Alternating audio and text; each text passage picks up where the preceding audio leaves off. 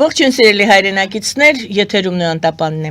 Եվ այժմ մենք զրուցելու ենք հայ-կառուցողական կուսակցության նախագահ Անդրեաս Ղուկասյանի հետ։ Ողջունում եմ, պարոն Ղուկասյան։ Շնորհակալ եմ, որ ընդունել եք հրավերը։ Ադրբեջանական մամուլի փոխանցմամբ Ռուսաստանի Դաշնությունը Ալիևին հանձնել է իր դեմ մահափորձ ձեռնարկած պատրաստող անձին կամ անձանց եւ ասվում էր, որ այդ մահափորձը պատրաստվում էր նաև Ռուսաստանը տեղյակ է Ռուսաստանի հետ համագործակցությամբ, տեղեկացվածությամբ։ Սա մեծ լավություն է, երևի թե ես հիմա պետք է հարցնեմ, ինչու հանձնեցին, այդ Դուշանբեում Պուտինի հետ հանդիպումից հետո տեղի ունեցավ այդ անձանց եւ անձի ձերբակալումը Ադրբեջանում, եւ դա կապվում է Ալիև-Պուտին հանդիպման հետ Դուշանբեում։ Եվ դե հենց այդպես էլ ներկայացվում է, որ Ռուսաստանը փաստորեն այդպիսով փրկեց Ալիևի կյանքը։ Նույն զուգահեռաբար, հենց նույն օրը, երբ մենք իմացանք այդ ձերբակալությունների մասին, փոխարտգործնախարարը Ռուսաստանի այսպես հանդես եկավ կրկին առաջարկով Հայաստանի եւ Ադրբեջանին ուղղված, որ եկեք Ռուսաստանի հարթակում ստորագրեք, վերջնական ստորագրեք խաղաղության պայմանագիրը։ Եվ նա հիշեցրեց կրկին եւ կրկին այդ եռակողմ հայտարարությունների իր խոսքերով Հայաստանի, Ադրբեջանի եւ Ռուսաստանի, որը, ինչպես մենք հիշում ենք, ի վերջո առնչվում է նոյեմբերի 9-ի 2020 թվականի հայտարարության 9-րդ կետին, որը վերաբերում է Սյունիքում FSB-ի Ռուսաստանի սահմանապահ զորքերի կանգնելու հետ է կապված։ Եվ այսպես կապվում են արդյոք ըստ ձեզ այդ երկու փաստերը մահափորձից այսպես փրկելու, մահից փրկելու փաստը Ալիևին եւ նորից առաջարկը, դե փափուկ է առաջարկը արվում, կարելի ասել, կարող են ստիպել, կարող է Ալիևը իրեն պարտավորված զգալ վերադառնալու Ռուսաստանի հարթակ եւ Փաշինյանը ինչպես իրեն կդրսևորի այդ դեպքում եւ ինչ կլինի Թրամփի ուղի եւ Հայաստան Միացյալ Նահանգներ համագործակցությունը կոնկրետ մենք Սյունիքի հարցով համեցեք շատ մեծ հարցերի շրջանակ այսպես ասած առաջ բերեցիք Ադրբեջանի նախագահի անձամբ իրան վարկագիծը, ռազմավարությունը քաղաքական վաղուց կարելի ասել ռիսկային է։ Գաղափարը զավթել Արցախը ռիսկային գաղափար է։ Գաղափարը Իրանի դեմ Իսրայելին տրամադրել Ադրբեջանում ինչ-որ հնարավորություններ ռիսկային գաղափար է։ Այդ գաղափարները փոխկապակցված են եւ հանդիսանում են Իլհամ Ալիևի համար իր իշխանությունը պահելու ֆունդամենտալ կարևոր գործոն։ Եվ այստեղ, տեսնում ենք, որ հասունանում էր ինչ-որ մի կոնֆլիկտ հակասությունների պատճառով, որովհետև չես կարող համագործակցել եւ Իսրայելի հետ, Իրանի դեմ եւ 3 գումարած 3 հարթակում համագործակցես Ռուսաստանի հետ եւ Իրանի հետ եւ իհարկե չես կարող անտեսես Եվրոմիությունը, եվրոպական պետությունները վաճառես այնտեղ գազ, նավթ եւ ծրագրավորես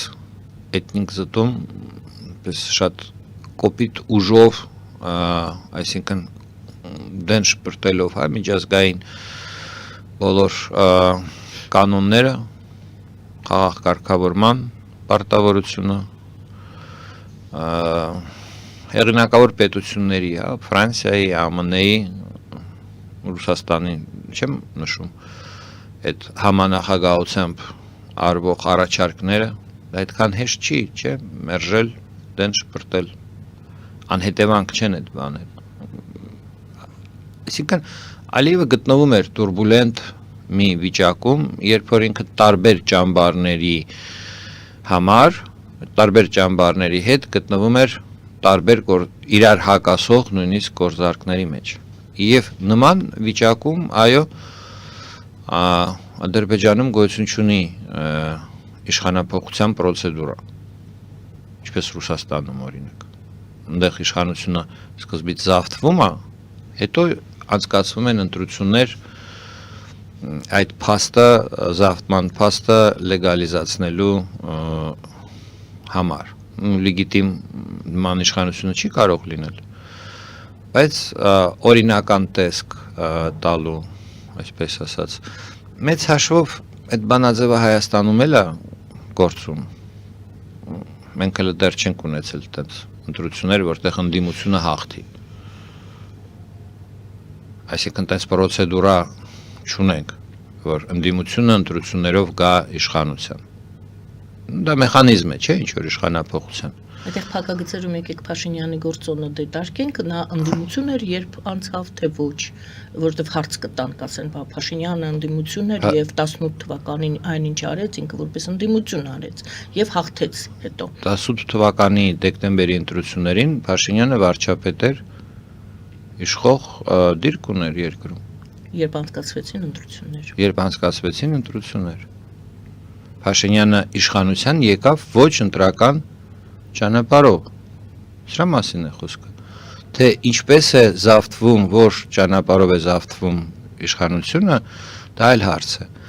Հիմա ես հետ վերադառնալով Ադրբեջանին, պարզապես մեր օրինակը նույնպես կարևոր է համարում նշել, որ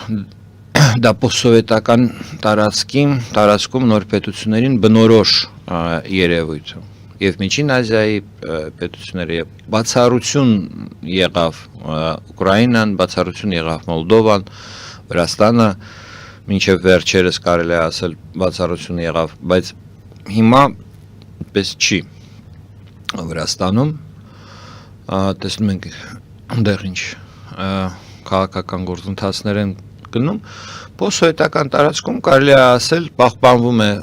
հին սովետական ավանդույթը, որ իշխանության հարցը սկզբից որոշվում է էլիտայի կողմից, հետո ժողովրդին հրավիրում են մասնակցել այդ որոշումը լեգալիզացնելու միջոցառմանը, որը անվանվում է ընտրություն։ Ցուցադրական։ Հա, եւ առաջանում են միշտ այդ խնդիրները, որ իրողությունը սկսում է մատուցել չչացող դեպքեր, որ այդ քվեարկությունը թերություններով է անցնում, հարկադրում են մարդկանց, կեղծում են քվեարկության արդյունքում։ Մենք այդ ամբողջը մեր երկրում տեսել ենք, անցել ենք եւ այդ բոլոր պետություններում ում մասին խոսում։ Այսինքն Ադրբեջանում միակ ձևը իշխանություն փոխելու այսօր փաստորեն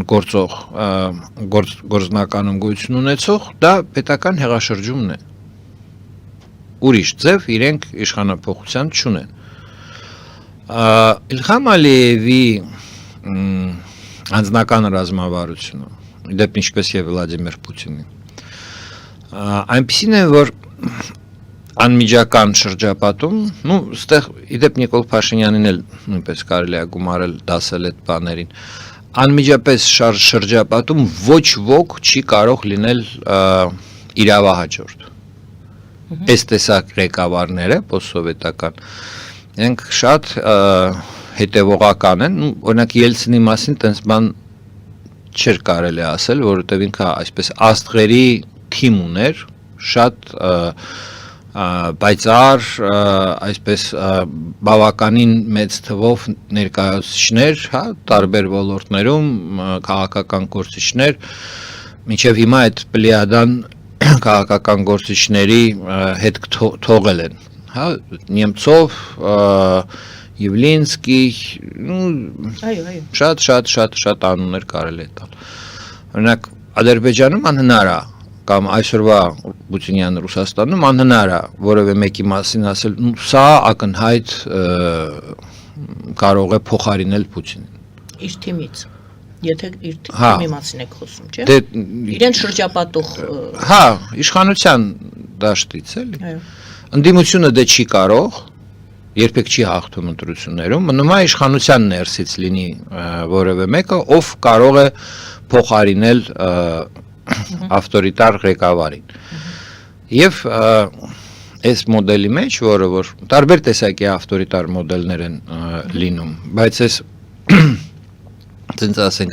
2000-ականներից Պուտինի իշխանության գալուց հետո պոստսովետական տարածքում գործող ավտորիտար մոդելների մեջ միշտ այդ երևույթն է, որ մարդիկ ասում են, բա այս ինչը չլինի, ով լինի։ Սերժ Սարգսյանի կառավարման ժամանակ ասում են, Սերժ Սարգսյանը չլինի, բա ով լինի, որտեղ չկա տեխնացու շուրջը իրա ում վրա կարելի է կանգնել։ Այսօր Նիկոլ Փաշինյանի մասով ասում են, բա Նիկոլ Փաշինյանը չլինի, ով լինի, իսկ պատկերացնում եք Ադրբեջանում այդ հարցադրումը։ Դեռ ընդհանրապես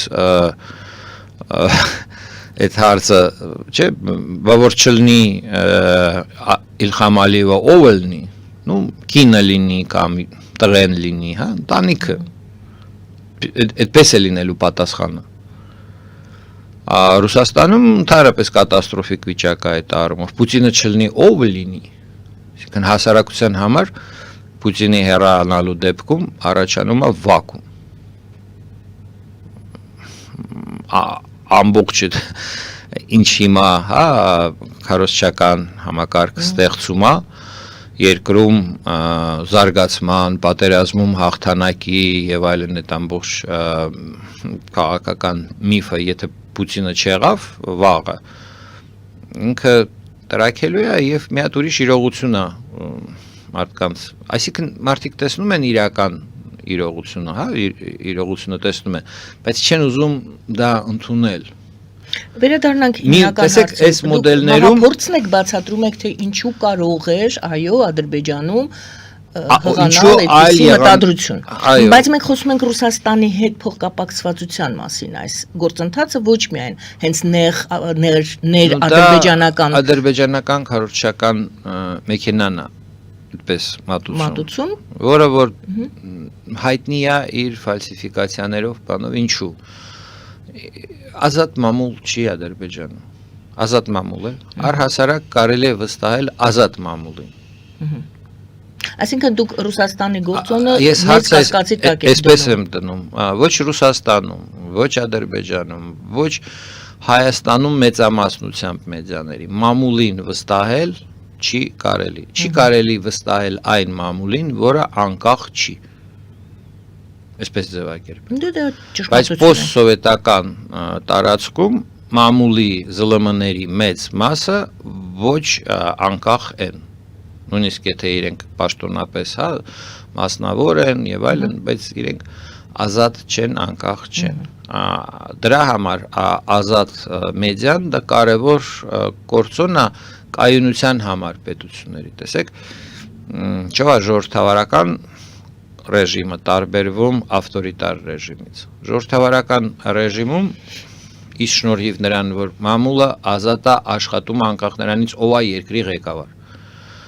Դատարանները աշխատում են անկաշկանդ, անկախ են, անկախ նրանից ով է երկրում ղեկավար։ Խորհրդարանը աշխատում է անկախ նրանից ով է կառավարությունը, ինքը իր որպես ինստիտուտ գործառույթներ անում է։ Պետական մարմինները նույնպես աշխատում են անկախ նրանից ով է երկրի վարչապետը, կառավարության ղեկավարը, այս կամ այն ծրագիրը կարող են իրականացնել, բայց իրենք կենսունակ են ցանկացած կառավարության հետ աշխատելու։ Ավտորիտար համակարգում սախ գալիս է կպնում է մեկ մարդուն։ Այս Նիկոլն է մեր երկրի փրկիչը, Պուտինն է մեր երկրի փրկիչը, Ալիևն է մեր երկրի մի մարդուց է ամեն ինչ կախված, եւ դատարանը, եւ մամուլը, եւ խորհրդարանը, եւ կառավարությունը աստիճանաբար ավտորիտար ռեժիմի ընթացքում, ժամանակի ընթացքում այդպիսի վիճակ է ստեղծում։ Եվ եթե այդ մարդը չկա, բա ինչ անել այդ դեպքում։ Բանկասան մեծ քարք ցեցիկ։ Այո, դե ես դրա համար ասացի, դուք մեծ հարցերի շրջանակ բերեցիք առաջ։ Եվ այդտեղ սկսվում է կատաստրոֆա։ Ռուսաստանի համար ես համաձայն եմ Դմիտրի Արեշկինի պրոգնոզի հետ, որ Պուտինից հետո լինելու է ուժային պայքար նախագահի պաշտոնի համար անխուսափելի է դա Ադրբեջանում նույնպես նույն իմ կարծիքով դրությունն է Դմիտրի Արեշկին Ռուսաստանի հայտնի բավականին ազատ խոսացող եզակի ազատ խոսացող քաղաքագետներից մեկն է Ադրբեջանում կարծիքով նույնն է Եթե Ալիևը մխրճկվեց իրար հակասող գործարքների մեջ երբ որ մեկի հետ գործարկը մյուսի հետ գործարկի հետ չի կարող համադրվել պիտի հայտնվեր վիճակում որ ինչ որ օպոնենտներ դրա մեջ տեսնելու են խոցելիություն եւ դրա վրա փորձելու են իրենց քաղաքական իշխանությունը զավթելու ծրագիրը կառուցել Ես չեմ կարծում, որ Ռուսաստանն է նախաձեռնել Իլհամ Ալիևի դեմ մահափորձ, բայց ես չեմ բացառում, որ ինչ որ մարդիկ Ադրբեջանում մենք նույն մոդելը տեսնում ենք Հայաստանում Նորից եմ ես միշտ օրինակներ իրար կողք բերում կարող էին մտածել, որ խոցելի է այս Արցախի զավթելու եւ էթնիկ զտում անելու ծրագիրը խոցելի դարձրեց եւ Նիկոլ Փաշինյանին եւ Ալիևին Երկուսն էլ հակասական տուրբուլենտ վիճակում են գտնվում Այդ ամբողջ հանցագործությունը իրենք այսպես ասած փոխկապակցված են հանցագործությամբ համատեղ, հա, այդ հանցագործության տարբեր կողմերի այսպես դերակատարներն են Եվ ստիպված պիտի մանևրեն արևմուտքի Ռուսաստանի, Իրանի, Թուրքիայի միջև եւ այդ մանևրները չեն կարող սաղուն անցնել պիտի լինեն այսպիսի հակասություններ եւ Ադրբեջանում եւ Ռուսաստանում կան եւ Հայաստանում կան մարդիկ ես նորից եմ դնում հավասարության նշան ինչի դեմ է այսօր Փաշինյանը այսպես ասած աղմուկում ինչի մասին է աղմուկում գետ որ կան մարդիկ որոնք որ ծրագրում են իշխանափոխություն պետական հեղաշրջման եղանակով եւ ենթադրում են որ այդ իշխանափոխության արդյունքում իրենք կարող են Ռուսաստանին օգտակար լինել այսինքն իրենք ուղերձ են անում Ռուսաստանին որ այդ տեսեք սպիսի հակասություններ կան Փաշինյանի մոտ, Ալիևի մոտ, համապատասխանաբար Հայաստանում եւ Ադրբեջանում, մենք որ իշխանությունը վերցնենք, ձեր շահերը լինելու են առաջնային։ Հիմա առաջնային չեն։ Բայց նախաձեռնությունը տեղի Արցախի դեմ ագրեսիայի մեկնարկից հետո մինչև Արցախի դեմ ագրեսիան ստատուս կվոն ստաբիլ էր եւ Հայաստանը եւ Ադրբեջանը Ռուսաստանի սատելիտ քաղաքական իմաստով սատելիտ արտաքին քաղաքականության մեջ այսպես ասած շարժվող, հա, վիճակում էին եւ դա ստաբիլ էր Արցախի դեմ ագրեսիան եւ այդ հանցագործությունը կործանեց այդ ստաբիլությունը իշխող էլիտաների համար կրկնում եմ իմ միտքը ոնց որ այլ կողմից էլի ընդհանուր պատկերը եւ իրենք հիմա խոցել են այո հիմա կա տարածք տեղ Ռուսաստանին ասել որ կարելի է հետ բերել այն նախքին ստաբիլության դրության որը որ եղել է մինչև Արցախի վրա կատարված ագրեսիան ի շնորհիվ իշխանափոխության Ռուսաստանի Դաշնությունը Եթե մենք Հայաստանի մինչ օրս այդ բանով նայենք, փորձով նայենք, աջակցում է նման քաղաքական պրոյեկտների աճմանը։ Բայց հետո, երբ որ իրենք հասունանում են ինչ-որ մի վիճակի, հանձնում է իշխանություններին։ Ռուսաստանի Դաշնությունը իր պաշտոնական հայտարարություններով աջակցում էր Բագրատ Սրբազանի Սրբազան պայքարի երևում էր դա արգործնախարարության Լավրովի պրոպագանդիստների, չէ, այդ պրոպագանդիստները ով են, պաշտոնական, չէ, պարզ է որ ինքնուրույն չեն, անկախ չեն այդ մարդիկ, խոսացինք մամուլի մասին։ Այսինքն մենք տեսել ենք դա, որ դա հասունանում ինչ-որ մի կետին, իսկ հետո հոպ իշխանությունը ստանում է, այսպես ասած, կանանչ լույս քրեական հետապնդումների։ Ու սկսում են մարդկանց կալանավորել։ Ինչպես է այդ մեխանիզմը գործում, ինչու մինչև վերջ չեն հասցնում են կողմերը եւ Ստեղծում են վտանգ, լույս։ Տեսեք ինչ գերտիրությունների հետ ինչ որտեղ իմ կարծիքով ես այդպես չեմ կարող պնդել, բայց իմ անձնական պրակտիկայում էլ պիսի բան եղավ։ Գերտիրությունները օգտվում են իրավիճակից, երբ որ ընթացիկ իշխանությունը ունի խնդիր իր երկրի ներսում։ Խնդիրը միշտ է սոցիալական խնդիրները, որ բոլոր երկրներում կան։ Նկատի ունեմ կա կոնկրետ խումբ, որը որ ուզում է ծրագրել է, գիտեք, երբ որ ունես ընդհանուր խնդիրներ, կա խումբ, որը դուք անորոշ մարդկանց հետ է, բայց երբ որ կա ձևավորված խումբ, որ ունի ինչն է մարդկանց միավորում, նպատակը, չէ՞, ընդհանուր նպատակ, որը որ վտանգում է իշխանության բանին, այստեղ առաջանում է այդ բանը, որ գերտերությունը, եւ ես այստեղ ոչ միայն Ռուսաստանը, Ֆրանսիայի մասին էլ նույնը կարելի է ասել, Հայաստանի դեպքում, օգտագործում է այդ ճնշումը, որ գոյություն ունի այդ խնդիրը, եւ ստանում է գործող իշխանությունից ավելի լավ ինչ-որ պայմաններ, կամ ավելի լավ ինչ-որ գործարք է ստանում։ Այսինքն հիմա մենք նոր դարաշրջան ենք մտել, երբ որ կոնկրետ Ռուսաստանի Դաշնությանը հենց ձեռ է տալիս, որ եւ Ռուսաստանում, եւ Հայաստանում, եւ Ադրբեջանում լինեն այսպես ճոճվող, միշտ խոցելի, վախը մեջները իշխանություններ։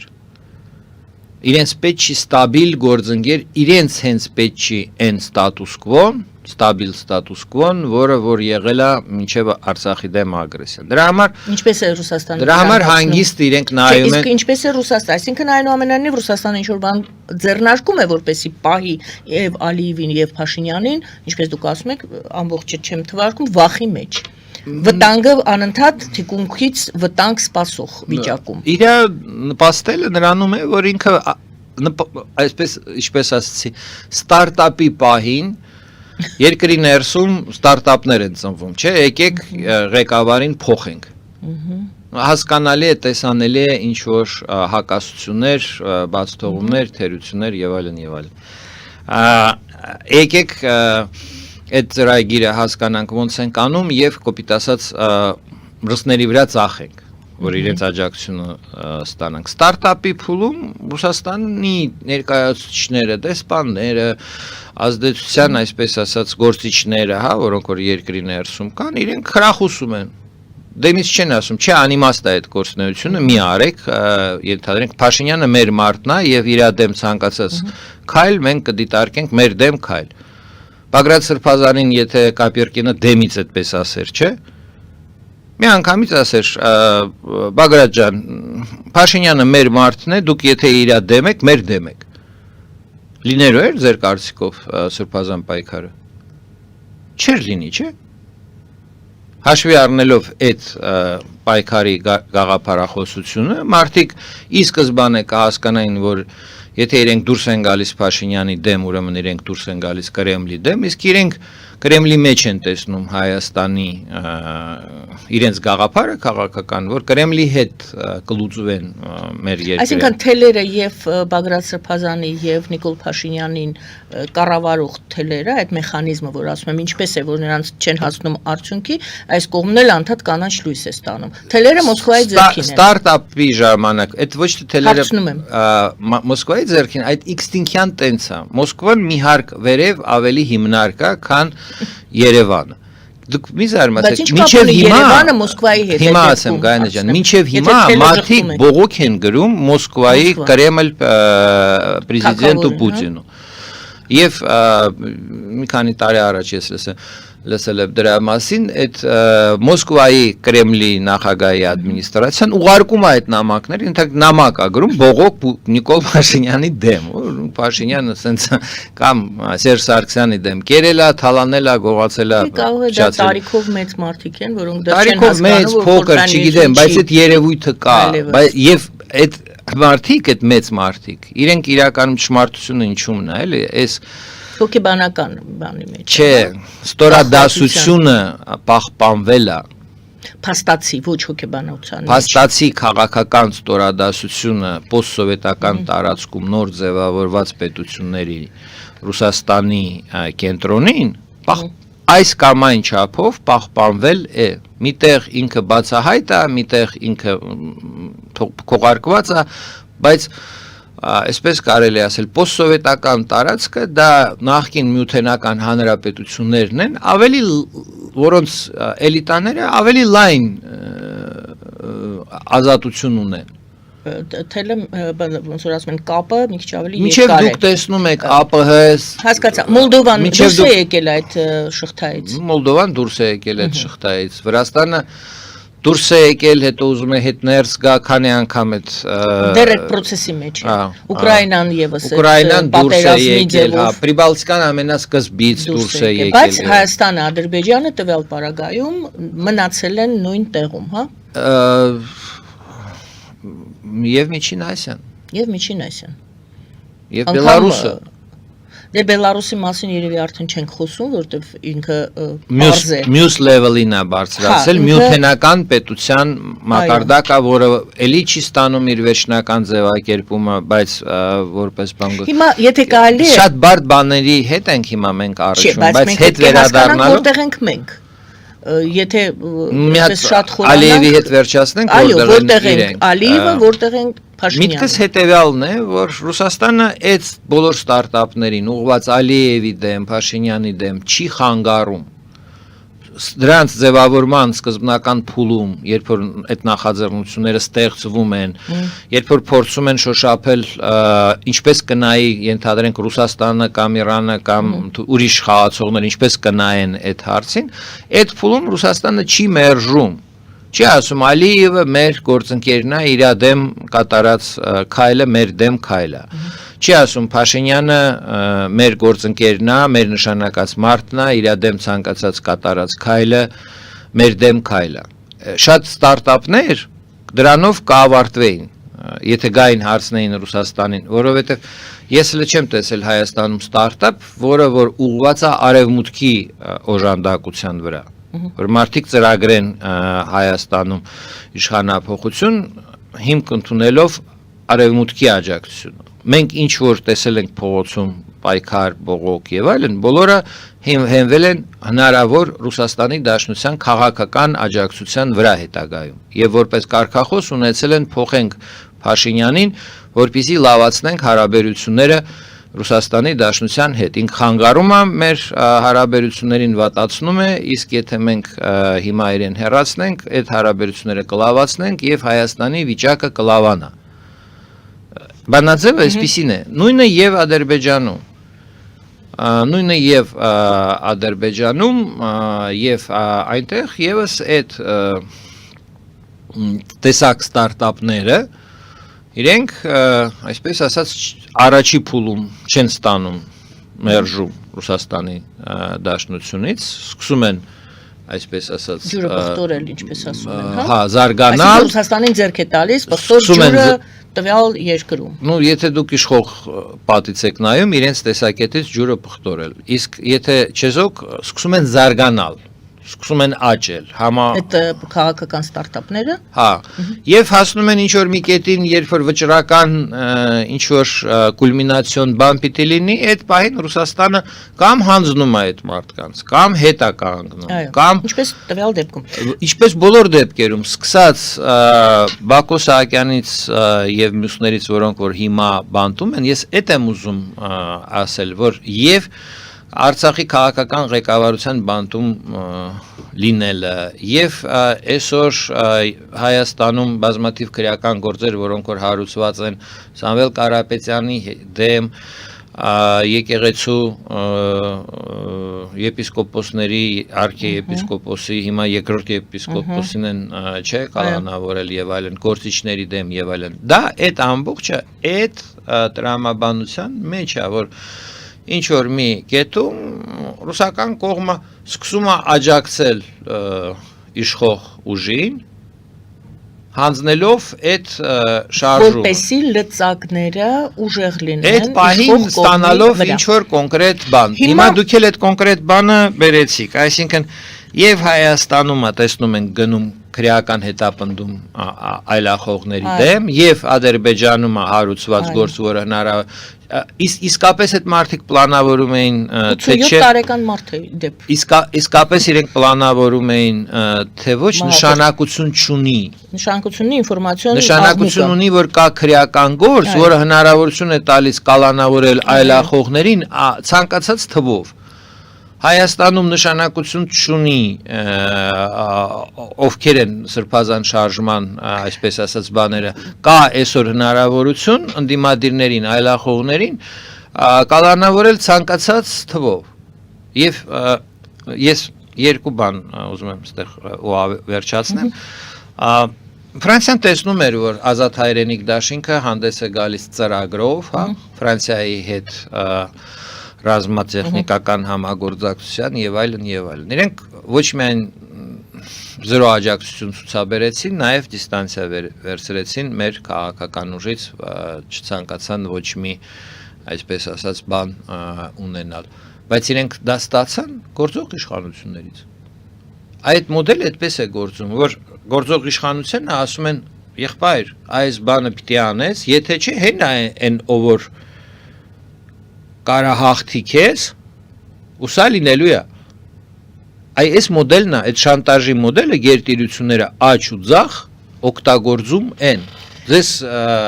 թող դա զարմանալի չթվա չէ զարմանալի հարցը չէ տրամաբանորեն մենք շարունակում ենք եթե կարելի է էպոխայի տեսակետից հիմա տեսեք ես գովազդային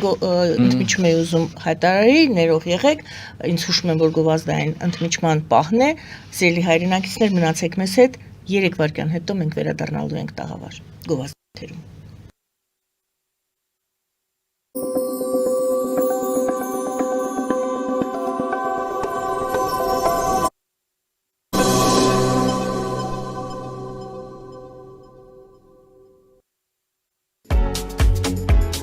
Եթե air conditioning-ի հետ կապված խնդիրներ ունեք, դիմեցեք միմիայն ASA Quality Air ընկերության։ Ընկերությունն առաջարկում է օտարակիչների եւ ջերուցման տեղադրում, վերանորոգում եւ այլ տեխնիկական սպասարկում։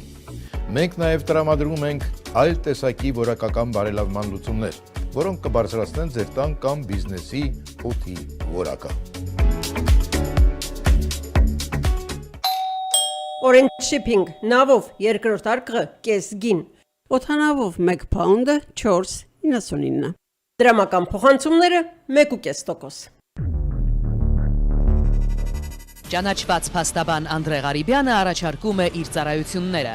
ավտովթարի, բանկրապսիի, ջրից կամ հրդեհից վնասված բնակարանների եւ այլ խնդիրների դեպքում։ Հիշեք, ցանկացած անլուծելի խնդիր կհաղթահարվի փորձառու փաստաբանի միջոցով։ Անդրե Ղարիբյանի գրասենյակը գտնվում է Գլենդելում։ Զանգահարեք եւ այցելեք 818 660 24 23։ Ես փաստաբան Անդրե Ղարիբյանն եմ։ 818 660 24 23։ Սոնաֆե Adult Daycare, Թահանգա քաղաքի կենտրոնում։ Բարեկեցիկ կյանք ցանկացած տարիքում։ Սոնաֆե տարեցների ցերեկային խնամքի տուն։ Ընտրյալ անձնակազմ, անհատական վերաբերմունք, առողջ ծնունդ, ապահով միջավայր։ Երջանիկ երկարակեցություն, Սոնաֆե տարեցների տուն, առողջապահական խնդիրների լիակատար բավարարում, բժշկի, բուժքույրերի եւ այլ մասնագետների միջոցով։ Վայելեք բարեկեցիկ կյանք ցանկացած տարիքում, շարունակեք զգալ կյանքի բերկրանքը ձեր հասակակիցների հետ միասին։ Այ կնիկ, իրիկունը խաչիկը, վաչիկը, հրաչիկն ու քաջիկն են գալիս մեր տուն։ Աչքս լույս, մի $1000 ծախսի տակ ընկանք։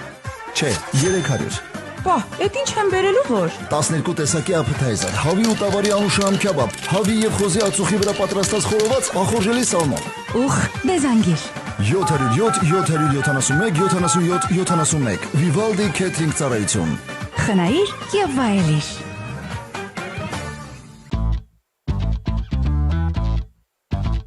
1108 West Glenox փողոցի վրա Grandview փողոցի արևանությամբ գործում է Քարավան ընտանեկան ռեստորանը։ Իր գործունեության 25 տարիների ընթացքում նա արժանացել է հաճախորդների բարձր գնահատականին։ Քարավան ռեստորանի տնօրինությունը առաջարկում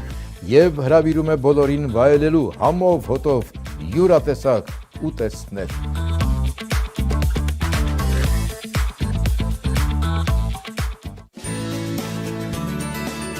Այստեղ կարող եք գտնել տան եւ օֆիսի կահույքի մեծ տեսականի։ Court Furniture-ը հիանալի պայմաններով կահույք գնելու ամենամեծ վաճառակենտրոնն է 2 հասցեներով։ Court Furniture-ը առաջարկում է financing։ Ունենք մատրասների մեծ տեսականի, եվրոպական Simba եւ ամերիկյան։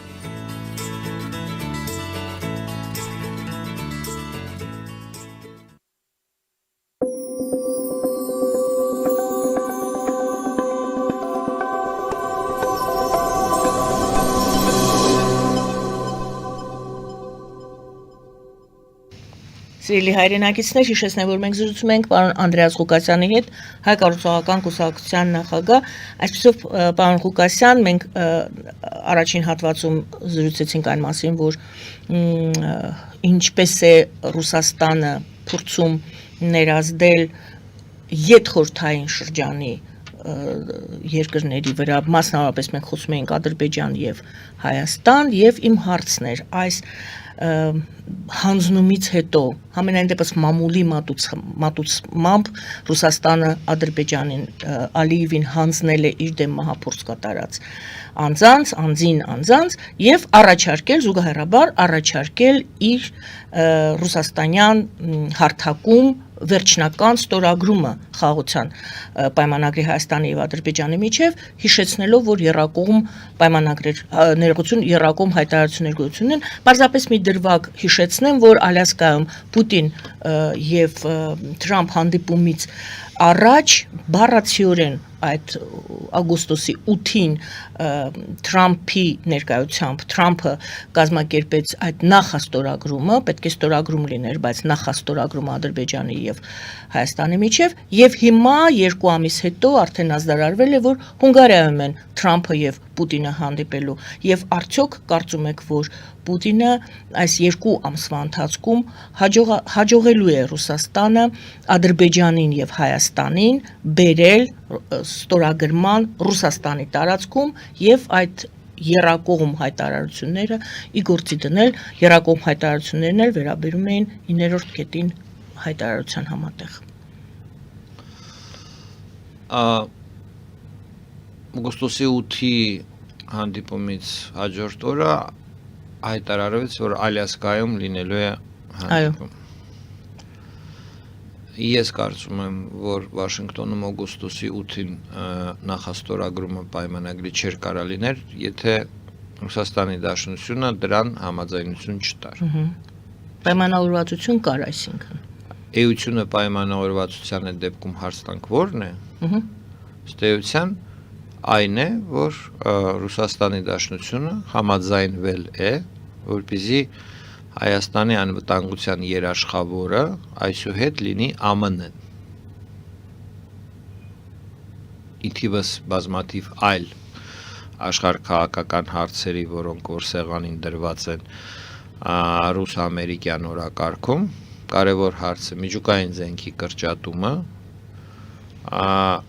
իսկ Ռուսաստանը կարճ ասած այսպես է փորձում ցակարգել։ Ճանաչել Ռուսաստանի ազդեցության կոտին միջուկային զենքի կրճատման դիմաց։ Բանաձևը ռուս-ամերիկյան այսպես բանակցությունների այդպիսին է։ Բազմաթիվ այսպես ասած տարբեր անգամ տարբեր հայտարարություններից դա է բխում։ Մենք կրճատենք միջուկային զենքը, բայց այդ ինչը նշանակում չտարածվել դեպի ՆԱՏՕ-ի, այդ տարածումը դեպի արևելք եւ այլն։ Դա ճանաչել Ռուսաստանի ազդեցության գոտի։ Ես բացատրեցի այդ բանաձևը ինչից է գալի, ինչի կար։ Եվ այդ բանաձևի շրջանակում այո կարելի է ենթադրել, որ Ալյասկայի հանդիպման նախապայմանը ԱՄՆ-ի եղել է Հայաստանը հանձնել ԱՄՆ-ին, Հայաստանի անվտանգության երաշխավորի դերը փոխանցել ԱՄՆ-ին։ Եվ դրա համար նախաստորագրումից հետո որոշում կայացվեց, հայտարարվեց հաջորդ Ալյասկայում, այսինքն սա նախապայման էր Ալյասկայում հանդիպելու համար։ Ինչի նախաստորագրվեց եւ ոչ թե ստորագրվեց, որովհետեւ Ռուսաստանը այդ գործարքը բացեց, բայց չփակեց, հա, то есть գործարքը սկսվեց, բայց պիտի ավարտվի։ Երբ պիտի ավարտվի։ Երբ որ ռուս-ամերիկյան օրակարգի մյուս հարցերը նույնպես ամփոփվեն։ Այսինքն, երբ որ իրեն կան ընդհանուր հայտարարի հրադադարի վերաբերյալ Ուկրաինայում, միջուկային զենքի հարցում իրենք բան չունեն, տարաձայնություններ չունեն։ Ես դրա մասին ասել եմ, Ռուսաստանը այլ ընտրություն էլ չունի։ Ռուսաստանի միջուկային զենքի 1/3-ը հիմա պիտանի չի։ Հրթիռները, 1/3 հրթիռները անպիտան են, չեն կարող օգտագործվել, ժամկետը անցեն, սպասարկվում էին Ուկրաինայի կողմից, մինչև այս բոլոր պատերազմները, եւ պիտի շարքից մարտական հերթապահությունից դուրս բերվեն։ ԱՄՆ-ը դա գիտի, իհարկե բոլորը դա հասկանում են, եւ անխուսափելի է միջուկային զենքի կրճատումը։ Ռուսաստանը դրա դիմաց փորձում է ինչ-որ բան ստանալ Ուկրաինայում եւ ինչ-որ կերպ պահպանել իր ազդեցության գոտին։ Ումից Եվրոմիությունից, որովհետև 2002 թվականից ի վեր Եվրոմիությունը բացահայտ նշեց այն հանրապետությունները, հա, որի հետ ուզում է ապագայում ըստ էության ունենալ տեսնել իր կազմում։ Դա արևելյան համագործակցության ծրագիրն է, չէ՞, Բելարուս, Ուկրաինա, Մոլդովա, Վրաստան, Հայաստան, Ադրբեջան։ Ռուսաստանին այս վերջի տարիների ամբողջ աշխարհաքաղաքական պայքարը այդ երկու ծրագրերի շուրջն է։ Խորհրդային միության 3 հանրապետություն արդեն Եվրոմիության կազմում են, եւս 6 հանրապետություն Եվրոմիությունը ամբիցիա ունի միավորելու։ Մնում է Ռուսաստանը եւ Միջին Ասիա ոնց որ Խորհրդային միության այդ դեպքում փլուզման եւ հա սոցիալիստական ճամբարի փլուզման արդյունքը, հա, երկարատև քաղաքական process-ին ինչը կլինի, որ Խորհրդային միությունը փլուզվեց, իր սատելիտ սոցիալիստական եվրոպական պետությունները մտան Եվրոմիություն եւ հանրապետություններից 9 մտան Եվրոմիություն, 6-ը Ռուսաստանի Դաշնությունը եւ 5 Այո, հասկանալի։ Սա է լինելու ենթադրենք 50 տարի հետո վերջնական պատկերը Խորհրդային միության պլանավորած Եվրամիության կողմից պլանավորած ոչ միայն պլանավորած է գայանը, ինքը պլանավորած է, որովհետև օբյեկտիվ այդպես է, կա անկում ապրող մշակութային, հոգևոր, գիտական, գիտատեխնիկական կենտրոն եւ կա աճող։ Լավ, վերադառնանք եւ Ռուսաստանի պլանները։ Արանքում ընկած ժողովուրդները գնալու են դեպի աճող։ Ստեղ բան չկա, այս Եվրասիական միություն, բան կառույցները ստեղծված են, բայց տնտեսական բան ներուժ չունեն համեմատ այն ինչը որ կա Եվրոպայում։ Իհարկե տեղ քարոզչական հիմա պայքար է գնում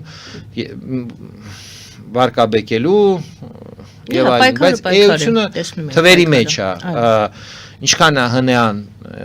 Եվրոմիության, ինչքան է հնեան Եվրասիական միության։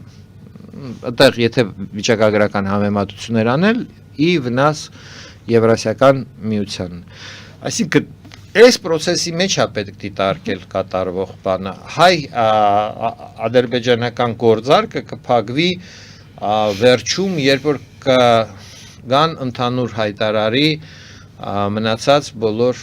բաներով։ Տամագավկիքը այդ հրթիռները լուրջ սպառնալիք էին Ռուսաստանին, այսօր Ռուսաստանը մի առավելություն ունի, ինքը օգտագործում է այդ FAB կառավարվող ռմբերը, 40-50 կիլոմետր հեռավորության շփման գծից ինքնաթիռները արձակում են դա առանց մտնելու հակաօդային պաշտպանության գոտի եւ խոցում են առաջնագծում ցանկացած օբյեկտ։ Շատ հզոր են եւ այլն մեծ վնասներ են պատճառում։ Դրա համար Ռուսաստանը դա անդախ կարողանում է շարժվել։ Տոմագավկը հնարավորություն է տալիս այդ բոլոր ինքնաթիռները ոչնչացնել իրենց բազաներում։ Զրկել Ռուսաստանին այդ միակ հնարավորությունից։ Դա այնպիսի արգումենտ էր, որը ստիպեց Վլադիմիր Պուտինին գնալ հանդիպման։ Երկրորդ, այսպես ասած, կարևոր գործոնը, որ Ռուսաստանը արդեն սպառեց իր բոլոր պաշարները ռազմական։ Մինչև պատերազմ ինքը ուներ պահեսներում տանկերի, հրետանու, զինամթերքի պաշարներ, այդ պաշարները այս տարվա վերջի դրությամբ կարելի է ասել ամբողջությամբ սպառված են։ Ռուսաստանը կանգնած է անհրաժեշտության առջև նոր սպառազինություններ արտադրել եւ բանակի համար եւ պահեսները լցնելու համար։ Դա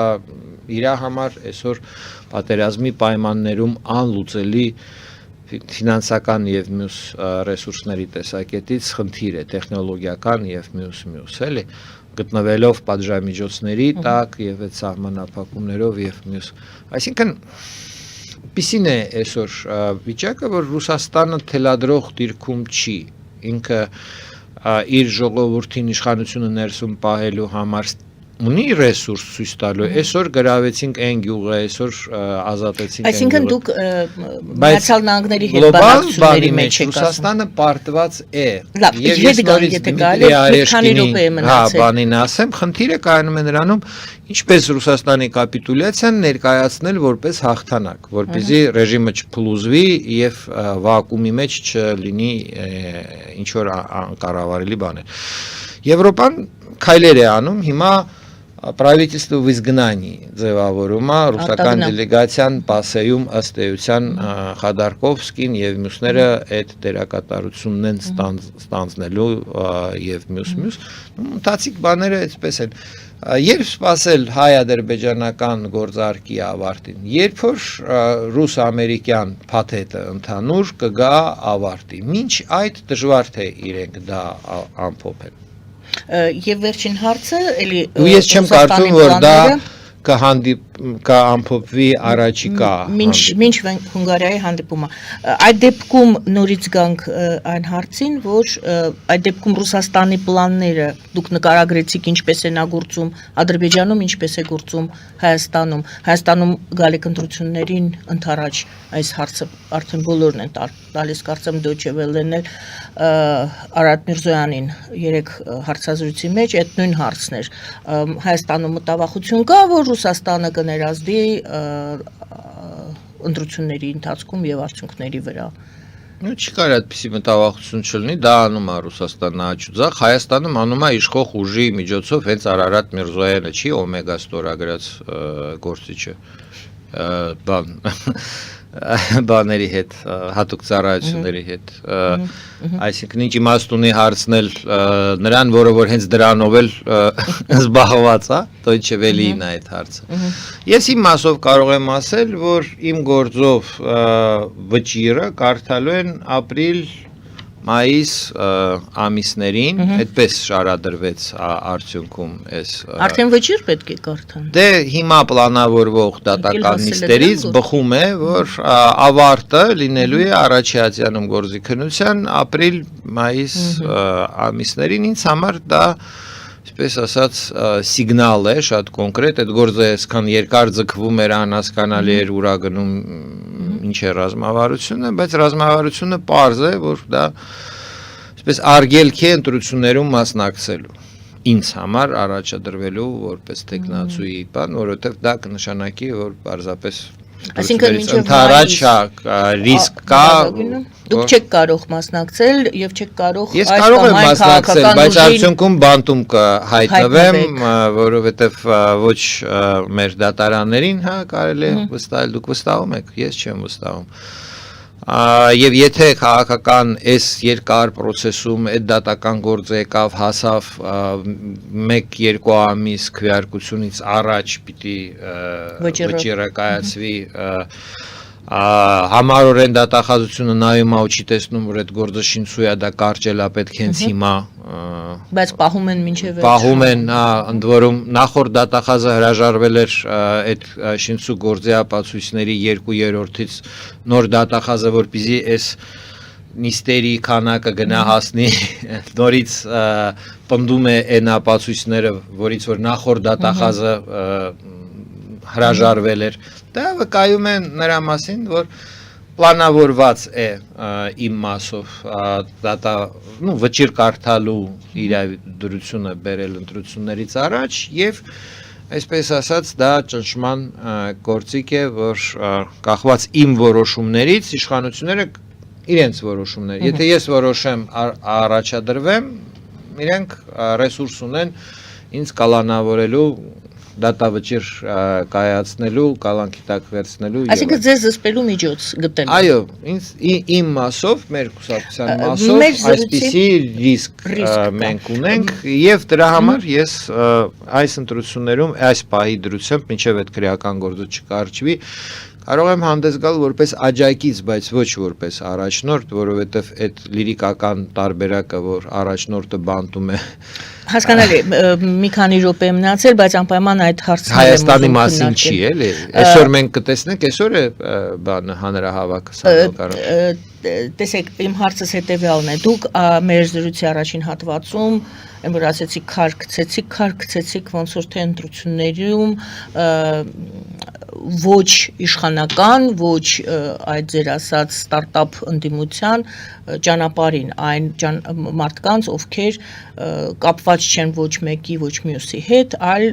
այսպես երրորդ ուժ են ձևավորվում։ Նախ ձևավորվում է արդյոք երրորդ ուժ, որովհետև հավաքներ կան եւ ես տեսել եմ լուսանկարներում, որ ձեզ են հրավիրում, դուք եք ներկա լինում այդ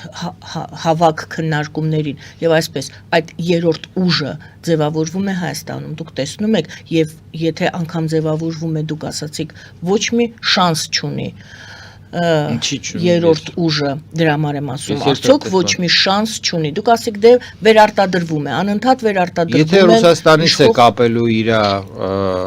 ծրագիրը, շանս չունի։ Շանս չունի, եթե չի կապելու։ Սկզբի էտապում իրեն ասելու են գնա արա, վերջում էլ ասելու են, չգիտեմ։ Հանձնելու են։ Եվ հիմա տեսնենք այդ երկուսից բացի, այդ ինչպես ասում են նախկին ներկա, սև, սպիտակ եւ այլն, տեսնում եք արդեն ձևավորվում է ինչ որ ուժ։ Ես ուրիշ ձև եմ նայում ընտրություններին։ Համեցեք։ Նորից post-սովետական իրողության մեջ կա ընտրություններ, որոնք որ պիտի արձանագրեն այս կամ այն քաղաքական վիճակը։ Եթե կա Մոսկվայում որոշում, որ Փաշինյանը պիտի մնա, հետեւաբար ընտրությունները ինչի մասին պիտի լինեն։ Փաշինյանի մնալու մասին։ Եվ դրա համար պիտի Մոսկվան է որոշում։ Մոսկվան չի որոշում։ Դե դուք եք պատասխանում։ Դուք ասում եք Մոսկվան ես պարզապես ճշտեցի, ճշտող հարց տվեցի։ Իմ կարծիքով դուք մենք այսքան ժամանակ խոսում ենք նրա մասին, որ թե Իլհամ Ալիևին, թե Նիկոլ Փաշինյանին փոխելու հարցում Մոսկվան մեծ ռեսուրսներ ունի, որովհետև երկրի ներսում շատ ցանկացողներ կան, որոնք համակրում են, ինչն է այնտեղ պակաս։ Ինչ որ չէ հասկանալի։ Այսինքն եթե մինչև հիմա չի դա լինում, ուրեմն Մոսկվային դա պետք չի։ Ինքը ուզում է որ այս իշխանությունը մնա։ Եվ ես այդ միտքը արտահայտեցի, որ ի տարբերություն մինչև 20 թվական իրավիճակի, երբ Կրեմլի համար որոշակի ստատուս կվո ստաբիլ քաղաքական կազմակերպում կար post-սովետական տարածքի, Հայաստան, Ադրբեջանը հիմա մտել են турբուլենտ դաշտ 20 թվականից հետո, եւ Կրեմլին հենց դա է ավելի շատ հարմար, որ Հայաստանի ղեկին լինի խոցելի ճոճվող, Ադրբեջանի ղեկին լինի խոցելի ճոճվող ղեկավար, որը որ միշտ ունի երկրի ներսի ներսում խնդիր, որ ինքը դավաճանա, կոռուպցիոներա է, էս այնա ու միշտ կա իրեն հեռացնելու։ Բայց դա հաճույքի համար է անում Ռուսաստանը, ինչ որ ծրագիր ունի։ Դա կոնտրոլի հնարավորություն է, այդ գործիչները ուզեն թե չուզեն, իրենք հասկանում են, որ իրենց գոյությունը լիովին կախված է Ռուսաստանի Դաշնությունից կամ իրենք պիտի այնքան անվտանգության համակարգերը զարգացնեն իրենց անենց շրջադարձան դեպի արևմուտք ակնհայտ ներողություն ոնց որ դա արեց Մոլդովան կամ պիտի տենց կտրուկ քայլեր անեն ԱԱՑ-ն հանեն ուրիշ մարդկանցով համալրեն որը չի արվում նու չեն անում չի տես այսինքն տենց ճանապարհ իրենց համար չեն տեսնում վախենում են տենց գնալ շարունակում են մնալ այդ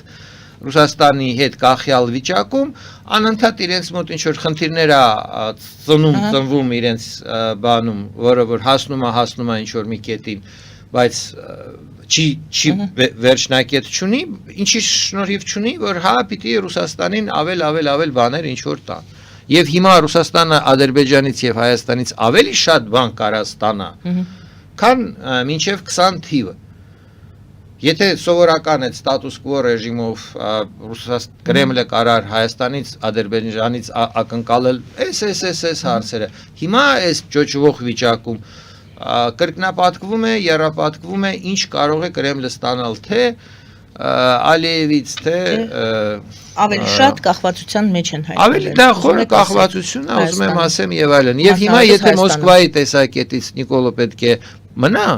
այսինքն իրենք աջակցելու են Նիկոլին։ Ընտրությունները կազմակերպելու են համապատասխան ձև։ Ընտրություններն էլ ինչպես են կազմակերպում։ Երբ որ կա որոշում, դրանից սկսեցինք, որ ընտրությունը Հայաստանում միջոցառում է, որը որ պետք է հաստատի արդեն ընդունած քաղաքական որոշումը։ Այդ դեպքում արդեն բաժանում են ով պիտի դերակատարը լինեն Պողոսը, Պետրոսը, դու այսքան ձայն ես բերելու, դու այսքան ձայն ես բերելու, դու այսքան ձայն ես բերելու, օլիգարխները այսքան ձայն են բերելու, պետական ապարատը այսքան ձայն է բերելու։ Հիմա գնում է ոնց որ թե այսպես ասած ծրագիր 1.200.000 մասնակցություն բաժանում են ով ինչքան մարդ պիտի բերի Գումար են տրամադրում, բան են անում։ Այսինքն տես երուզեր է արդեն, հա։ Երուզեր է, ոմանք պիտի հանդես գան ընդդիմադիր դրոշներով, ոմանք պիտի գան այդ ձեր ասած 3-րդ ուժ, 4-րդ ուժ, 5-րդ ուժ, 16-րդ ուժ։ Մեծ աշխատանք է հիմա գնում այդ առումով։ Իշխանափոխության հետ իմ տեսակետից դա կապ չունի, ես մասնակցեցի մի քանի այսպիսի հավաքներում, այնտեղ ասացի ինչ կարա բերի իշխանափոխության։ Հələ դեռ արձագանք չկա ոչ մի տեղից, այսինքն այդ ժողովներում մասնակիցներին ռեալ իշխանափոխությունը չի հետաքրքրում, իրենք ներգրաված են այդ նախընտրական արդեն գծած ճարտարապետության տրամաբանության մեջ աշխատանքով էլի։ Հասկանալով կամ ոչ հասկանալով, բայց ուզում եմ ասեմ տրված նիշայի մեջ, էլի, նիշա է։ Գնա կուսակցություն ստեղծի, գնա մասնակցի ով է քեզ խանգարում։ Շնորհակալ եմ պարոն Շնորհակալ եմ այսօրվա զրույցի համար։ Շնորհակալություն սիրելի հայրենակիցներ, Անդրեաս Ղուկասյանն էր մեր զրուցակիցը Հայ կառուցողական կուսակցության նախագահ զրույցը Վարմեր Գայանն Արաքելյանը բարին ձեզ։